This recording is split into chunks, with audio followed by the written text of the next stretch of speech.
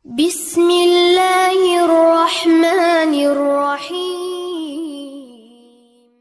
Seringkali manusia itu kalau terpleset, ya berat mau jalan kembali. Kalau jatuh bukan langsung bangun tapi duduk termenung. Nah, ini adalah hasil kerjanya iblis. Ya, dengan anak buahnya namanya setan. Contoh misalnya, habis pengajian Jumat malam Sabtu seperti ini. Bagus atau enggak bagus? Bagus. Sabtu subuh dibuat enggak sholat subuh. Alarmnya berbunyi, tapi bilang sebentar lagi. Akhirnya bangun jam 8 pagi. Berarti subuhnya hilang atau enggak hilang? Hilang. Harusnya gimana kalau seperti itu? Harusnya segera bangun, segera sholat, segera istighfar, kejar ampunannya Allah Subhanahu wa ta'ala, segera cari kebaikan yang bisa menghapuskan dosa tersebut. Segera berupaya agar dosanya diampuni Allah Subhanahu wa ta'ala. Yang terjadi tidak begitu, banyak yang duduk. Percuma pengajian semalam. Gini lagi. Hilang lagi. Memang aku orang yang gak becus. Memang aku orang yang gak layak. Ya, aku orang yang gak layak. Dah, Jumat depan aku gak akan datang pengajian saja. Percuma datang pengajian. Begitulah lagi. Ini setan ini. Karena sebetulnya manusia itu mudah mendapatkan ampunannya Allah Subhanahu wa ta'ala. Manusia itu mudah mendapatkan rahmatnya Allah Subhanahu wa ta'ala. Allah yang menciptakan kita itu maha mengerti. Kalau setan itu nyata, setan itu ada, nafsu itu ada, manusia itu mudah tergoda. Makanya Allah sebutkan di awal Al-Quran, Bismillahirrahmanirrahim. Dengan nama Allah yang maha pengasih lagi maha penyayang. Artinya apa? Allah pengen ngasih tahu kita semua, jangan khawatir. Kamu berhubungan dengan Tuhan yang sayang banget sama kamu. Dengan Allah yang sangat menyayangi kamu. Jadi kalau kamu punya masalah, jangan lari menjauh. Tapi larilah mendekat. Kalau kamu punya dosa, jangan sembunyi. Tapi tunjukkan wajahmu, minta ampun padaku. Jangan khawatir, pasti aku ampuni. Enak atau enggak enak? Enak. Tinggal minta maaf kok susah. Ya Allah, maafin ya Allah. Subuh tadi nafsunya lebih kuat. Janji gak akan ngulangi ya Allah. Janji gak akan ngulangi. Besok ngulangi lagi, ya janji lagi. Lusanya ngulangi lagi, ya janji lagi. Wong gak ada niatan untuk ngulangi, betul kan ya? Niatannya pengen subuhnya tepat waktu. Tapi setan itu ada. Jangan biarkan setannya menang. Kalau kita menyerah, kemudian cuman menyesali saja, nggak ada aksi memperbaiki, itu namanya menyerah. Tapi fafirru ilallah, segera lari, kejar ampunannya Allah Subhanahu wa ta'ala. Contoh, subuhnya hilang, langsung sholat subuh diqadha, setelah itu duha sekalian, duhanya 8 rakaat.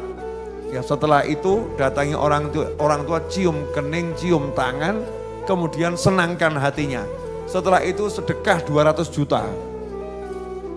Sugih ya. Setannya yang tadi goda, ya setannya tadi goda, menyebabkan orang itu enggak sholat subuh tepat waktu, bahkan lewat waktu, dimarahi atasannya. Ngawur kamu. Kemarin-kemarin dia enggak sedekah 200 juta. Kemarin-kemarin dia enggak duha. Kemarin-kemarin dia enggak cium kening orang tuanya. Gara-gara kamu jerumuskan dia. Lewat sholat subuhnya, tuh lihat tuh balasannya dia. Dia akhirnya tambah sekarang jadi sholat duha. Ini kalau besok dia duha lagi, repot nih kita ini. Karena orang kalau mendekatkan diri pada Allah dengan nawafil, dengan amal-amal sunnah yang dianjurkan, maka nanti jadi kekasihnya Allah Ta'ala. Jadi dia jadi kekasih Allah gara-gara kamu itu. Dimarahin sama atasannya. Fafirru ilallah, jangan pernah menyerah. Dan untuk mendekat sama Allah itu setiap orang punya jalan, gak repot. Gini aja, punya wajah enggak? Punya wajah enggak? Yakin? Punya kan wajah ya? Wajah berseri-seri itu mudah atau susah? Mudah kan sebetulnya? Tunjukkan wajah berseri-seri, niat, ya Allah, aku ingin setiap orang yang melihat wajahku jadi tentram hatinya. Wajahmu itu jalan kemanapun pahala. Asik atau enggak asik? Asik. Apalagi punya tambahan, punya lidah. Lidahnya bergerak, astagfirullah, astagfirullah, astagfirullah. Amal atau enggak amal? Amal. Lidahnya bergerak, alhamdulillah, alhamdulillah. Amal atau enggak amal? Amal. Tergerak, Allahumma sholli ala sayyidina Muhammad, sholawat. Amal atau enggak amal? Amal. Jadi begitu terjerumus maksiat, langsung segera, saya mau baca Sayyidul Istighfar. Allahumma anta rabbi. Baca sampai akhir, Sayyidul Istighfar. Enggak hafal beb, ya udah buka HP. Allahumma anta rabbi. Enggak punya HP, ya udah siapkan kertas, ditulis, kantongi terus. Begitu kamu berbuat dosa, buka Allahumma anta rabbi. La ilaha illa anta khalaqtani. Itu setannya nangis. Ini gara-gara dijerumuskan baca Sayyidul Istighfar. Kalau tidak, dia enggak baca Sayyidul Istighfar. Begitu dia baca Sayyidul Istighfar, diampuni sama Allah Ta'ala dan dicintai sama Allah Ta'ala. Makanya itu loh bedanya orang yang punya ilmu sama orang yang enggak punya ilmu. Yang punya ilmu gak takut sama dosa. Maksudnya gak takut sama dosa bagaimana? Kalau berbuat dosa langsung siap minta ampun sama Allah Subhanahu wa Ta'ala. Dia hindari dosa, dia jauhi dosa. Kalau kepleset langsung bangun, langsung lari, minta tolong sama Allah Ta'ala. Ya Allah tolong, aku digoda setan, tolong ampuni ya Rabb. Kalau engkau ampuni aku, setannya nangis. Kalau engkau enggak ampuni aku, setannya yang bahagia.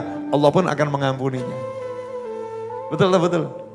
Nah, sering enggak kita nih digoda setan sampai putus asa? Sering ya. Jadi akhirnya malas pengajian, malas zikir, malas ngaji. Lah buat apa saya zikir kalau nyatanya saya maksiat lah lagi. Itu yang pertama yang mau saya ajarkan. Fafirru ilallah. Lari kejar ampunannya Allah Subhanahu wa Ta'ala.